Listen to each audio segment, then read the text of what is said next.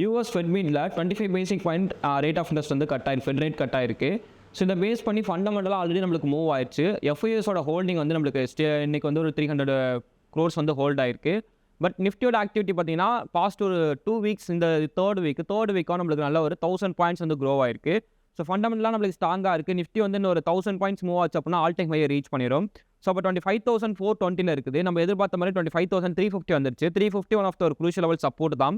But again வந்து 25,450 போயிட்டு ரிவர்ஸலாக ரெடியாக இருக்கணும். அதனால் நான் 450லேருந்து அகைன் ரிவர்சல் தான் எக்ஸ்பெக்ட் பண்ணுறேன். 450ல் ஒரு பிரேக் அவுட் கன்ஃபர்மேஷன் கிடச்சா மட்டும்தான் 540 வரைக்கும் ஒரு அடுத்த ஒரு டார்கெட்டும் 600 வரைக்கும் அடுத்த லெவல் டார்கெட்டும் ஃபோக்கஸ் பண்ணுவோம். இங்கே பிரேக் அவுட் ஃபார்மேஷன் நெக்ஸ்ட் ரீட்ரஸ் கிடச்சுன்னா இங்கேருந்து நெக்ஸ்ட்டு இவ்வளோ தூரத்தில் வந்துட்டு நம்மளுக்கு அடுத்து ரிவர்ஸில் ஆச்சு அப்படின்னா அதே 440லேருந்து நெக்ஸ்ட்டு ரிவர்ஸில் என்ட்ரி எடுத்து டவுன் ட்ரெண்ட் தான் ஃபோக்கஸ் பண்ணுவோம். அங்கே ஃபோக்கஸ் பண்ணக்கூடிய ஃபர்ஸ்ட் லெவல் டார்கெட் 340, அதுக்கு அடுத்து நம்ம 25,000 வரைக்கும் டவுன் ட்ரெண்ட் தான் ஃபோக்கஸ் பண்ணணும். ஏன்னா இங்கேருந்து ஒரு ப்ராஃபிட் புக்கிங் நடந்துட்டு நெக்ஸ்ட்டு 25,000 வந்துட்டு ஸோ அங்கேருந்து நம்மளுக்கு பை ஆச்சுன்னா தான் நம்மளுக்கு ஒரு பெட்டராக இருக்கும். ஆக்சுவலாக இதுதான் மார்க்கெட்டோட கண்டிஷன். அது டே பை டே வந்து ஒரு செல்லிங் ப்ரெஷர் வந்து இம்ப்ளிமெண்ட் பண்ணுது.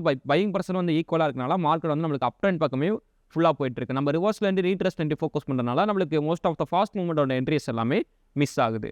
ஸோ இந்த மாதிரி ஸ்டாக் மார்க்கெட் வீடியோ பார்க்கணுச்சுன்னா மறக்காமல் மைடேஷனாக ஃபாலோ பண்ணிக்கோங்க.